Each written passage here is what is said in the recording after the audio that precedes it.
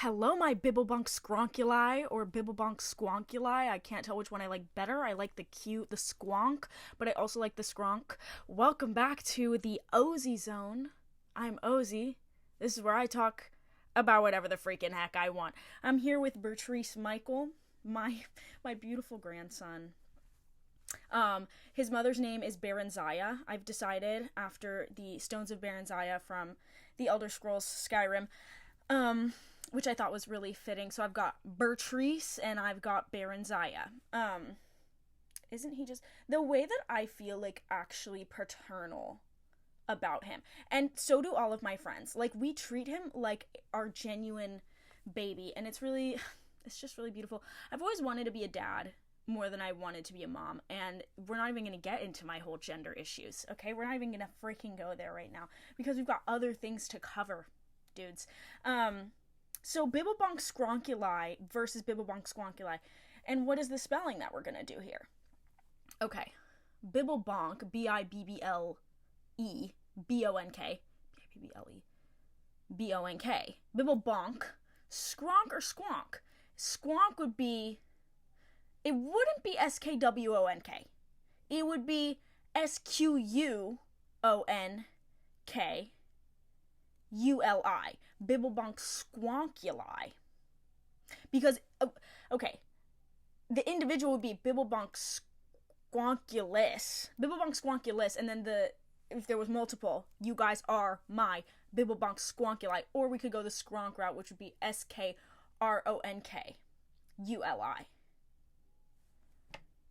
And I don't know. I need help. I need you guys to help me figure this out. Or I can interchange them and it'll be our little secret. That's my Finn from Adventure Time scream. Yes. Alright, Bertrice Michael, let's settle in here. It's been a minute. I mean to do these every Wednesday. It is a Wednesday right now, but I started community college classes like a week ago, and I've just been everywhere. I've been everywhere ever, and like honestly, like being in real life, and that has helped with my mental health exactly as much as I thought it would. I have this problem where I'm terrible at chilling. And how could someone be terrible at chilling? I'm sorry. Chilling is awesome and fun. Relaxing is so good for you. Can't do it. Out of everyone in my family, I'm the one who walks around and is like, guys, I'm scared. I'm scared because it's coming. It's gonna happen. It's gonna freaking happen. So it's really hard to relax, except, guys, and we all know it's that damn phone. It's complicated for me because my job is my damn phone. You know what I mean? And thank you very much. I feel very... Try being an influencer for a day. Okay, I get it. It's like, shut up. I agree. So I've found respite in going outside, because when I come home at the end of the day and I'm actually tired, and that, like, you know, when like people work from home, it's like your home, my room is my workspace, so there's no like work-life separation. But then if I go out, go hang out with friends, go to school, go like to party, go play show, it's different. I come home and there's separate time for me to relax, and I turn on Sex and the City and I watch that, or I scroll, guys. And the scrolling, you know, everything in moderation, because when I scroll just a little bit, I'm laughing my ass off. I'm LMAO forever. And beautiful. It's beautiful. Honestly, TikTok for me is like, it's serious. You know, I go on there and I will talk about the news in a second and how much information about the actual happenings of our world I get from TikTok, which I'm grateful for. But Instagram Reels for me is actually where I get a laugh. It's actually where I'm scrolling and I'm LMAO, I'm LMFAO. It's beautiful. It's brain rot. I love brain rot. I truly do love being able to understand this terrible unspoken language. People can say what they want about, like, oh, it's rotting your brains, it's stupid, and people, and they don't have a real humor. Yes, they do. Okay? And there is nothing, the feeling of meeting a fellow brain-rotted internet child is unmatched. And it is like it's like you've known each other for centuries, but you just it wasn't realized in the 3D yet. Like, connected through these beautiful invisible wires of the stupidest shit ever. I love it. Anyway, so resting. Gotten kind of better at that because I'm going outside, and I've always known that that's the structure that I need. And it's weird because you would think like doing more things is going to make it harder to relax because there's more to do. Not true. Not true. Everything in balance. Like, I take my rest so much more seriously now. This is already the busiest year of my life. I'm looking at my calendar right now on the wall. It's every day that I'm doing something, and I'm so ecstatic about it. Because it's not just stuff that is like obligatory. It's like stuff that I'm enjoying, and I'm just extremely grateful. I'm extremely grateful, guys. So let's get into, okay, I had to cut for a second because I think I almost showed you guys my ID on accident, and that is great. My phone here, I write everything down that I want to talk about. Before I make an episode, I just like write a list of topics, and I'm just like, okay, whatever the frick, let's go. So on the note of scrolling and trying to do less of it, my daily routine is, okay, I have like app limits on. I like have specific apps to limit my usage of apps because I'm a social media addict, obviously. I'm a phone addict, obviously. Like, how would I be here knowing what is going on if I wasn't? Oh god, this world, this is a sick, sad world. So anyway, I have app limits on until about like 11 or 12 every day. And so my usual routine is I will wake up and I will get out of bed and I will brush my teeth and all that stuff. And then I will like meditate for like 20 minutes because I don't want to go insane.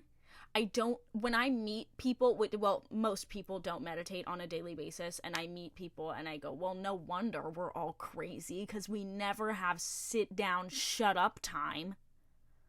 Have sit down, shut up, go into your thoughts. Like, it's so scary, but once you actually start doing it on a consistent basis, like, oh my god, lifesaver. Anyway, do that. I try to go on a walk. I'll like work out sometimes. I've been really lazy and like hibernating during this winter season. But then, you know, when the time comes, I'm finished with breakfast, etc., I, you know, the app limits, you know, they go off, they turn off, and I pick up my phone, and there's the news, you know. It's gotten to the point where I have to like block YouTube, I have to block emails, like I can't get anything from the outside world until 12 p.m. And when I do, all hell breaks loose. I'm terrible. It's terrible.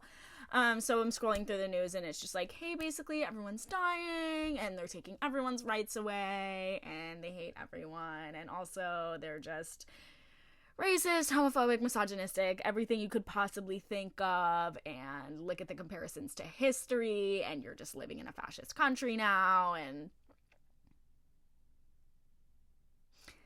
yeah, I don't know if you couldn't tell by my blue hair and my piercings and my Minecraft pig that I don't like president. This is not a safe space for you if you don't like immigrants and gay people.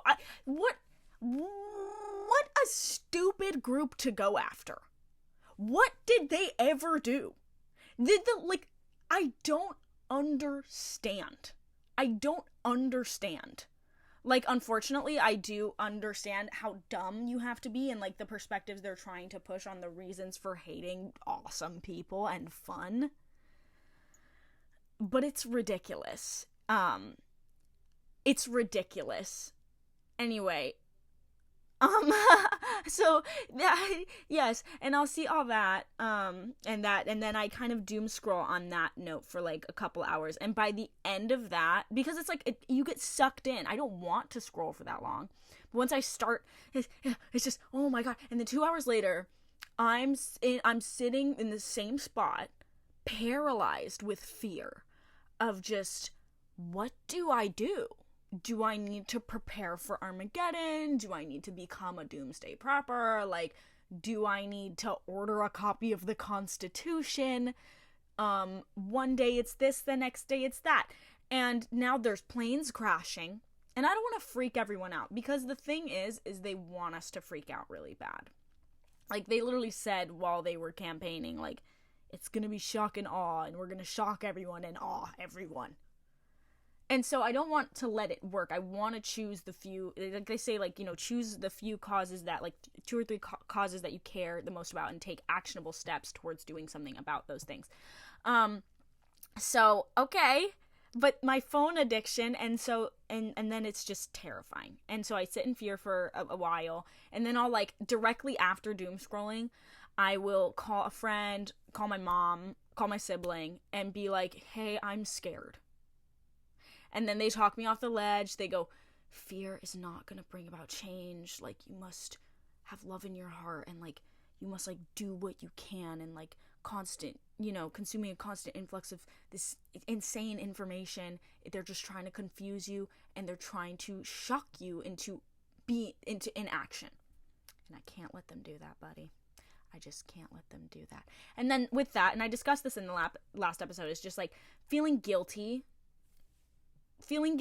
for any experience of joy or any amount of respite that you have, because once again, like, how are you supposed to feel okay when so many terrible things are happening to your fellow human beings?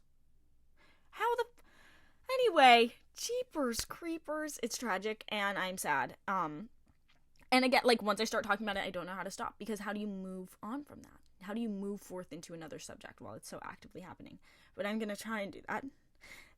Then, okay, and so after that part of my day comes the slow recovery, in which I try to go out of my way to consume Hope Core and what's that YouTube essay? I don't remember who it's by. How to Survive Capitalistic, The Tragic Optimist's Guide to Surviving Capitalistic Nihilism. I can link that in the description if I remember. If I don't remember, ask me to do it and I will put it in the description. That really helped. Stuff like that. And then, you know, do my chores, make my videos, make plans with friends. And that's gonna go into my next kind of subject, which is queer joy and partying. I'm queer. Oh, again, if you couldn't tell by the blue hair and piercings and my overall general attitude, I'm a queer person. I like, this is the thing. I've like fit myself into many, like, I can say, like, oh, I'm a bisexual, or like, I'm like this gender, and I don't know, and I don't really care to put myself in any kind of box. I think people who want to label themselves, it's totally useful to use labels if you want to. I just think of myself as myself. But I know that definitely is in the queerosphere. I don't really think of myself as any one gender. Maybe that's gender fluid. Again, like, I just don't even words, you know? I don't even words. I just am me. I am Ozzy, in all of my full meanness. So I've always been gay. And the first time I knew I was gay, I was 3 years old. And again, what does gay mean if you don't identify as any gender or any sexuality? Because I don't even know how to get into this. Anyway, I just date who I want, and I do what I want, and I dress how I want, and I express myself how I want. And I think we should all have the freedom to do that. And I think that if you're gonna say that's not true and that we shouldn't, that, like, who are you? And why? And what discomfort are you experiencing within your own identity that you don't think people should be allowed to be themselves if it's not hurting anyone? And oh my god, okay, sorry. Queer joy and partying, so important. I made a TikTok about this the other day of just, like, when I go out and surround myself with my queer community, when I'm around my people and I see them laughing and dancing and kissing and having a great time together and just talking and doing everything that they do and expressing themselves and doing art, dude, man, nothing more fulfilling than the resilience of queer people. And I just love being from where I'm from and living, I'm lucky enough to live in California and being in the areas that I am, like, being able to go to the events that I do and see just such a beautiful array of people. I just love gay people. So that's like, again, just like extremely fulfilling to my soul, is being around like not just queer people, but like a diverse group of people, like people from all ethnicities and of all races, like just everyone together, and everyone's queer, and it's amazing. And like I was saying about guilt for having fun. No, you have to party and have fun, and it is because it's an act of resistance to be happy despite everything that they're doing to keep us down, bro. To smile and to have fun and to dance and to party along all this tragedy, and then get up the next day and fight every day. That is the most beautiful thing. The indomitable human spirit is something I always need to be reminded of, and I'm so happy that I have queer community and friends to remind me of this. And that brings me to my next subject of friendship. The biggest, I had like a couple months ago, this is not even like something I really want to talk about to my audience or like on the internet, I don't know, but I also feel like I want to be transparent about my mental state. A couple months ago, I had a couple days, or I had a night specifically where I couldn't sleep all night, and I was thinking about how many people were watching me. Because, you know, I post these videos and I go on about my day, and you know, I choose to put this stuff on the internet. I'm not trying to, you know, say that I don't, but, people are watching me all the time and perceiving me all the time. And that's, you know, human biology is not evolved with our technology. Like, this is crazy that my monkey brain is doing this right now. And people are watching me as I speak. And again, I'm not trying being an influencer for it. Like, okay, I'm having a human experience. Like, let me talk about it, bro. There are bigger problems, but being watched is one of them, and people get really creepy and really gross on the internet. And, you know, I don't want to even detail any specific fears I have or things that have happened to me, because I don't want to give people ideas. And that is scary sometimes. And I've always wanted, since I was a little girl, it's like, oh, I want to be a star, or I want to be famous, or like I want to make music, I want to make videos, I want to be a YouTuber, blah, blah, blah. I'm so, actually, most of the time, extremely grateful, like in tears grateful, like just can't believe this is my life, can't believe I'm able to do this. It's actually like one of the greatest privilege is to be able to do what I want to do with my life. But sometimes I will have a night like that where I'm lying in bed awake, like, I don't want this. I don't know why I ever thought I wanted this. What if I just never want to be seen by people again, and I should delete everything, and I should, you know, just hang out with my friends only, and have a small, quaint life on a countryside. But everybody gets that urge sometimes. So that was weird, and then I had to not go on social media for 2 days because it was freaking me the hell out. And also, I'm not that famous. I'm not.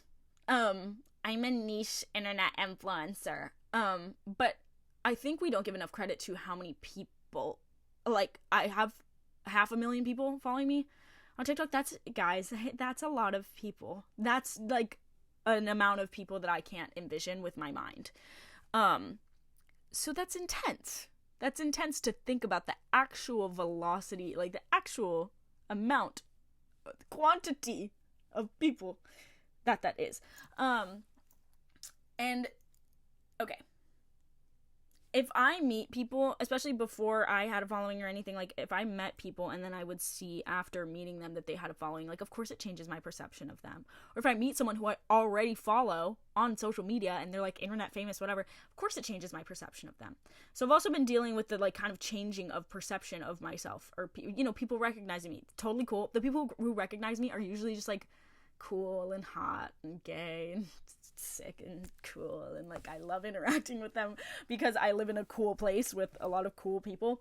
But it's getting to the point where I have to be a little bit weary of like, do you just like, because there's so much of me to consume on the internet that like people already think, and honestly do have a pretty accurate perception of who I am and what my thoughts and opinions are and how I express myself, because it's all out there. It's all out there. It's weird that anyone I know in real life, or anyone who's interested in me, being my friend, dating me, whatever, can go on the internet and listen to me talk for 30 minutes. How many episodes have I made of this now? 4? Dude, that's 2 hours. You can listen to me talk for 2 hours, and, like, I don't know the people. And then they know that they want to be my friend, but then I'm like, okay, who are you?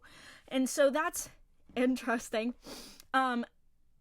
And I love making friends, and I'm very trusting of people, but I'm also trying to learn to be discerning about my safety, because it feels egotistical to be like, you just want my clout. You guys just want my clout. You just want to be friends with me because I'm, like, famous. Not necessarily true. But it's also like, girl, don't underestimate how crazy people are that you don't know. They're strangers.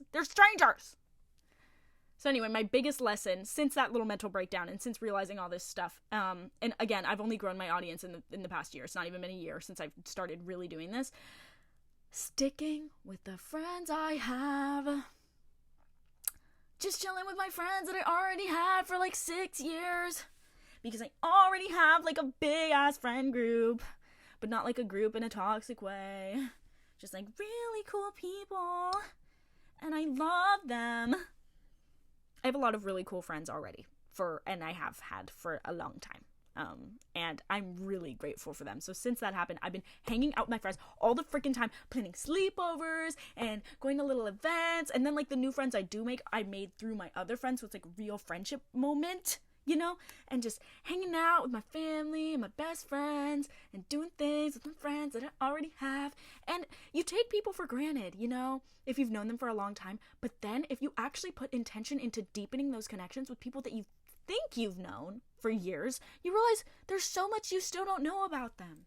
Especially if you have a lot of friends and then they're split out like all over. Because I live in the Bay Area, San Francisco Bay Area, and my friends stretch over a very large span of land. I have friends that live 2 hours away, and I have friends that live 5 minutes away. And we're all friends. So it's just like, I just love having this network of community and like friendships, and delving deeper into those friendships has been just so rewarding so far this year. And it's just really beautiful. It's really beautiful. I just love my friends. I'm just so grateful. I'm just so freaking grateful. If you have friends, I'm happy for you. I don't know. And I get a lot of, there's so many places I want to go with this conversation about friendship, because I get a lot of questions about it, of like, how do you make friends? How do you da-da-da-da? And I was going to talk about, so yeah, centering around friends I already had, which is leaving me in a difficult position with kind of like, there's also a lot of people I do want to get to know, and new people that want to be in my life and I want to be in their lives, but I genuinely don't have time. And that is some guilt I'm learning to overcome, is like proximity really is everything. For me to make a new friend now, they kind of just have to be around where I am. And that's another really interesting thing. But people ask me all the time, how do you make friends? I don't know.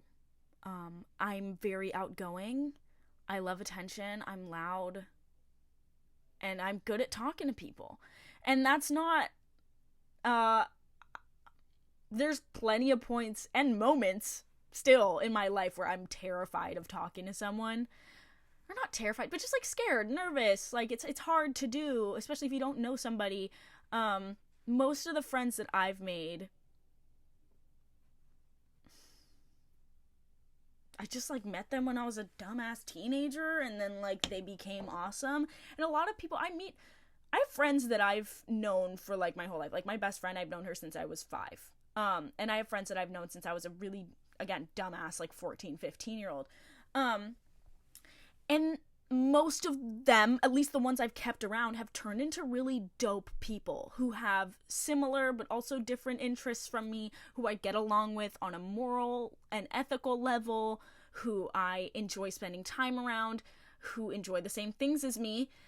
And that's just, I'm just blessed, honestly. That's really my, like, you do have to root out the bad friends. I don't have any bad friends, and that is very intentional, because when people start doing whack stuff, no.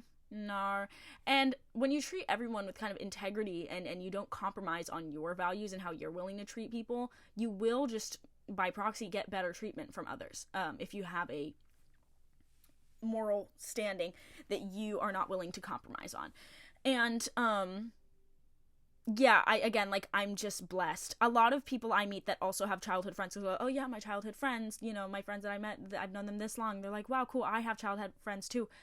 And then I'm like, do you though? Like, are you guys actually that close? Or are you just friends because you've known each other for a long time, but you actually don't get along on anything and you don't really enjoy spending time with each other, and like you have serious qualms with their morals and their views on life? Because that's not what I'm talking about. So yeah, again, like, how do you make friends? I'm just really lucky and privileged. But also, because that goes for some of my friends, a lot of them, dude, I'm like literally so tragically sorry to break this to you. You have to go up to people in real life. People never want to fucking hear this. I could make a whole video on it. People ask, oh, how do you start dating people? How do you meet this friend? I saw them in public. I went, that person looks really hot and cool. And I went up to them and I said, hey, let's, like, give me your info. Ta-da! I'm so sorry. I'm so sorry that that's how, like, that you have to do that. Because people are so scared of each other right now. People are so scared of interacting with each other, and it be off. And yes, dude, there's plenty of hot people I haven't gone up to in my life because I'm scared of talking to them. I'm nervous. Me! I'm pretty cool. I'm very cool presenting. If I came up to me in public, if I got approached in public and it was me, I would be like, oh my god, I'm so flattered. And I'm like that. So, I don't like it. I get scared. Okay? I get scared. It's nerve-wracking. My friends often have to hype me up, and I'm terrified. But it has never not paid off, dude. It has never not paid off. Even if the person, like, even if I go up to a hot person and I go, yo, like, you're so cute, and they go, well, I'm in a relationship already. It's still just like, well, that's alright, dude. And it's just like, at least you did it. Like, you just need to build thick skin. I understand that people have social anxiety. I've struggled with social anxiety before. Probably not, like, if you have chronic social anxiety, I don't know what to tell you about making friends. I'm sorry. I'm not gonna, like, give you a bunch of advice on an experience that, like, I don't have that much experience with. Like, go to a therapist. I'm not a therapist, just want to let you guys know that. Again, I'm not a therapist. I'm speaking from my personal biases of my own lived experience, and hopefully you're here because you're just, like, trying to have a fun time and, like, maybe listen to me yap about my perspectives on life and my personal experience. But this is just what I'm telling you. This is how I do it. You ask how I do it, I'm going to tell you how I do it. Go up to people in public. I've been in, like, full relationships because I went up to somebody in public. And this is the thing, it's not like you talk to them, you have to have a full conversation with them. If you can just get someone's number, get their social media, I love to do that. I love to get people's social media in public and then, like, soft familiarize myself with them via, like, a semi-parasocial relationship, like, swipe up on their stories until, usually it won't go into, like, let's schedule, like, hangout. Sometimes it will, but usually I'll perceive them on the internet for a while, and then one day I will run into them in real life again, and it'll be like, yo, I've been mutuals with you for a while. You feel like you kind of have a semblance of knowing each other, and then maybe one day you're running in the same social circles as somebody, and it's chill and good. And also, how do I make friends, guys?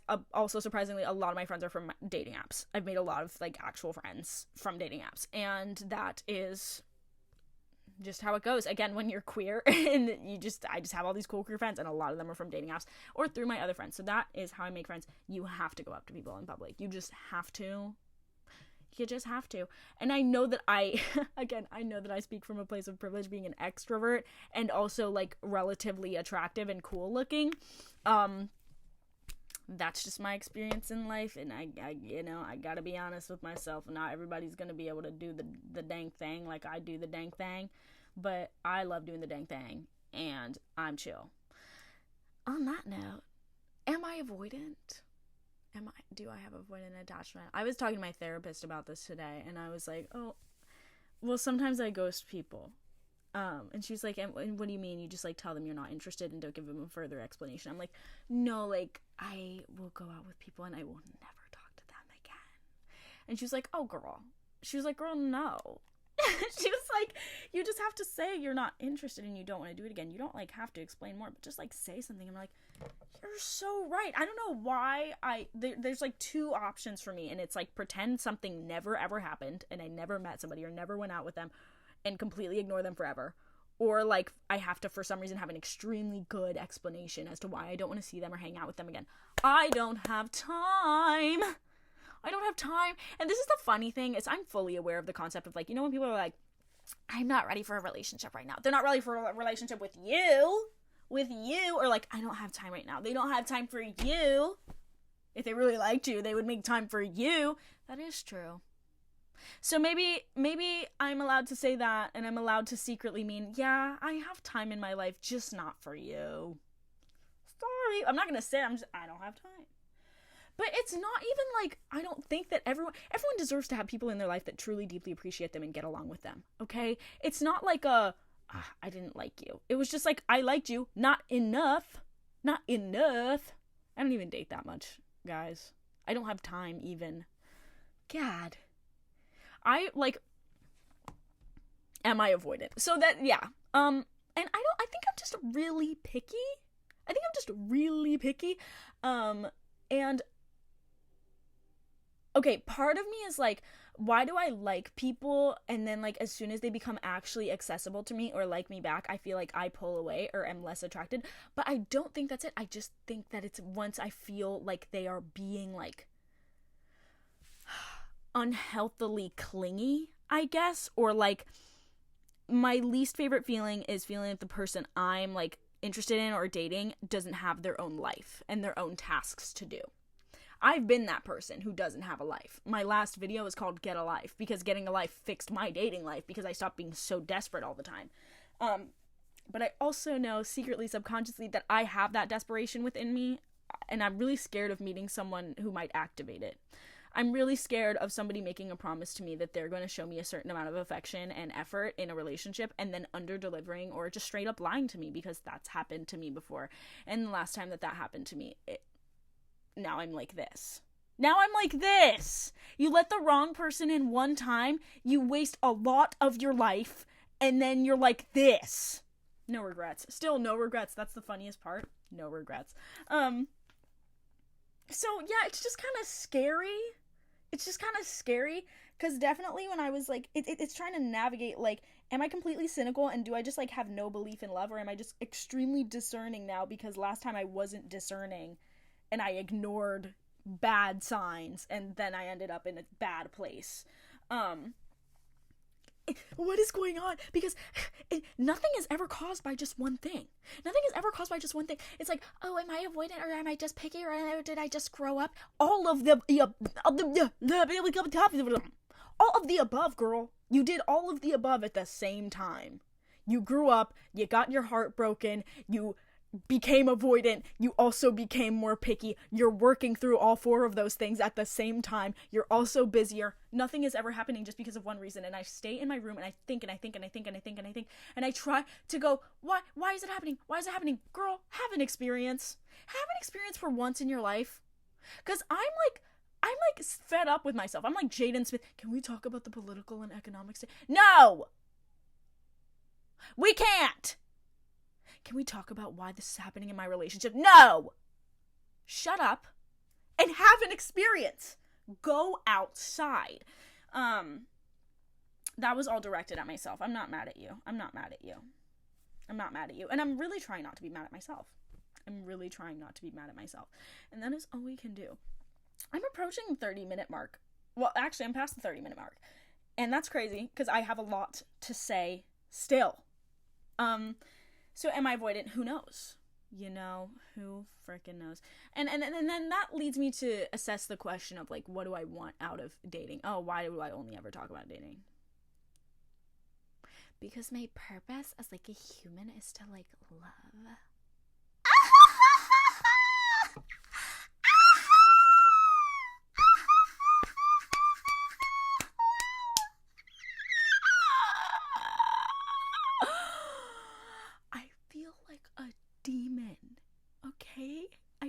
like a demon. Like, they're gonna get me. I can't believe I do this. I can't believe I sit in front of a camera and I go crazy for 30 minutes. More than that. Okay, so I'm gonna be normal again. I'm gonna take a second.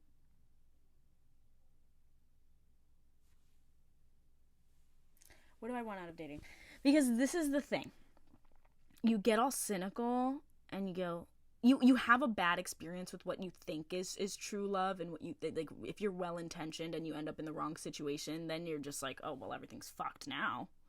If I had good intentions and I ended up in that situation with my pure-hearted ass, and now my heart is, like, eroded in some areas, but, like, there's road work happening, they're trying to patch the potholes, but there's, like, miniature earthquakes and splinters happening, and then there's all this other shit. It's like, there's plenty of people running around going, fuck love. Love is stupid, and love is not real, and Love is not... Romantic monogamous relationships are not the solution for your mental illness. Let's start there. And I think we all need to get a little more used to that idea. No one's gonna fix you. If they're trying to fix you, they need to stop and they need to look in the mirror and fix themselves first. You're not gonna fix anyone. And if you're trying to, you need to stop and look in the mirror and you need to fix yourself first. You should be growing with people. You should have things going on outside of your dating life. And not everything is about that. Me, as I sit and talk about this for 30 minutes and think about it every single day of my life. So, of course, I would be lying. If I said I didn't want love.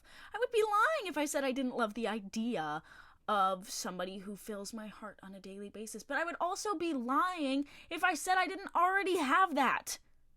I have friends who fill my soul, again, in a way that I've never felt from any romantic love, and I've been in love. Isn't that cool? Bro. Life is so funny. What is going on? I don't know anything that's happening right now. I need to shut up.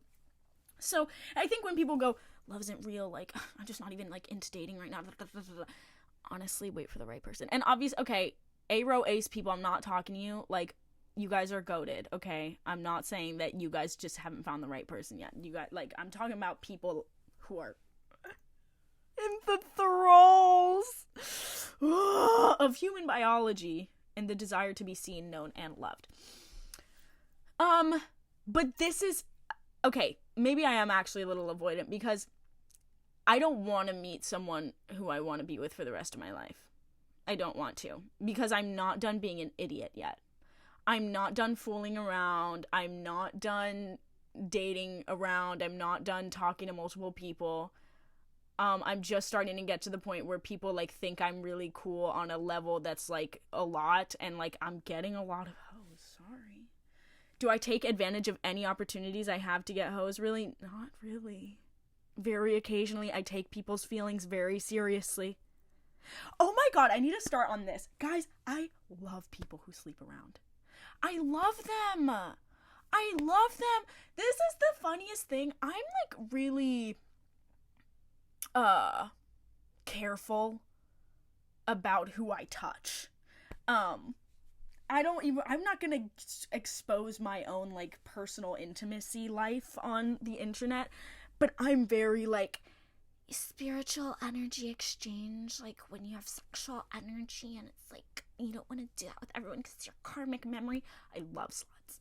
I love people who sleep around. I love people who are just doing it, and, like, I just love that. I love it. I love other people who participate in hookup culture, even though I don't know. I just think it like, I don't know. I just think it's so fun and cool, and, like, there's that line to toe, I feel like, because when you get into, like, I'm not conservative in any way, shape, or form. I love human sexual expression. I think that and it's deeply intertwined with spirituality for me.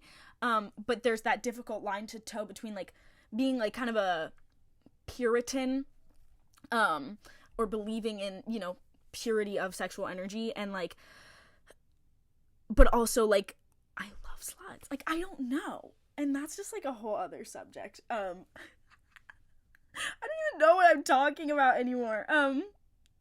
Yeah, at the end of the day, I don't know. I probably do want to be loved, but the universe has a way with me and finding me love when it's time. I've almost been single for a year, and it's been the best year of my entire fucking life, and I don't intend to... I think actually my worst fear is not getting with someone who's gonna mess me up, or like, you know, falling in love, and like, like, I'm scared of dating because what if we don't break up, and whatever. But what I think my real fear is that I don't want to meet anyone or get with anyone who's going to slow down my motivation to pursue the things that I truly love and am passionate about. I never want to be in a codependent relationship again. I never want to be laying in bed for way too long instead of working on my dreams. I never want to lose the motivation to do things like this, because this is what makes me feel happy, truthfully. And external validation from somebody else, who is like, or I mean, this is external validation from somebody else, like, you guys are somebody else, but like, I don't know, romantic validation, it's always gonna be there, it's always gonna be accessible, but whoever you're with should be pushing you to achieve your dreams, and should be also doing that for themselves, and that's ideally what I would want. But the universe, again, has a way of finding me love, and I believe truthfully that it will happen at the exact right time, and I won't be expecting it. But for now, I just really love being me and being alone. Ooh. And the occasional date. I love an occasional date. Bertrice Michael, I'm so sorry, girl. We've chatted a lot. I honestly have more things to talk about. I don't know. Oh my god. But I think I'm gonna like wrap it up. Guys, on the note of romance, can you guys please recommend me some good romance books, specifically ones where they're freaking it? That is what keeps me in touch with like believing in love. Every time I see couples, guys, I go, couples are real? Like, every time I meet a couple, I go, how do you do it?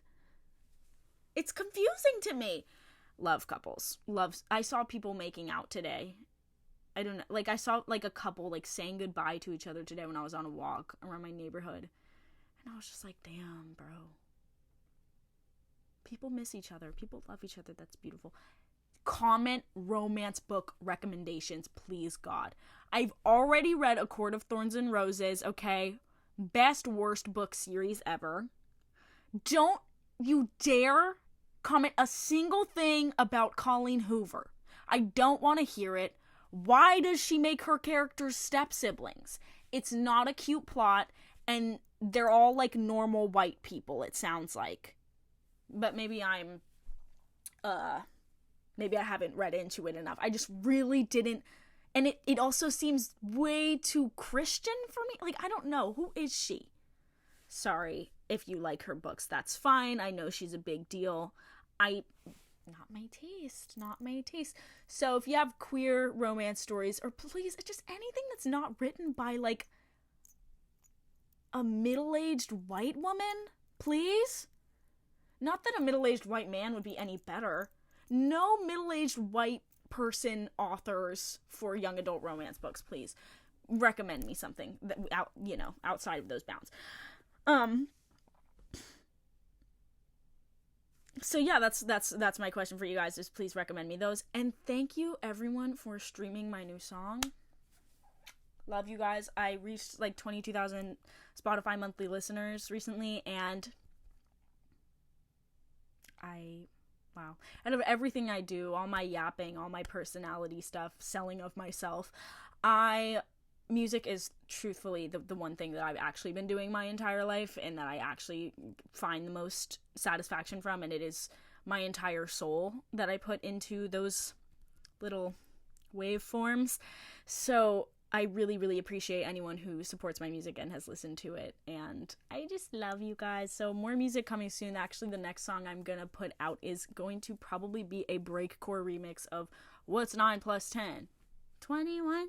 And then I will be releasing an EP in the spring or summer, hopefully. And if you are in the San Francisco Bay Area, specifically like Berkeley, Oakland, I will be playing shows, a lot of shows, good amount, in the coming months. Come see me in my band. I will put links. Follow me on Instagram for all the information about that. Love you so much, my bibblebonkskronkuli. Bibblebonkskronkuli? I still don't know. Me and Bertrice Michael wish you a very happy, happy week. And thank you for tuning into the OSIEZONE and listening to me yap. It means the world to me. Okay, Ozzy out.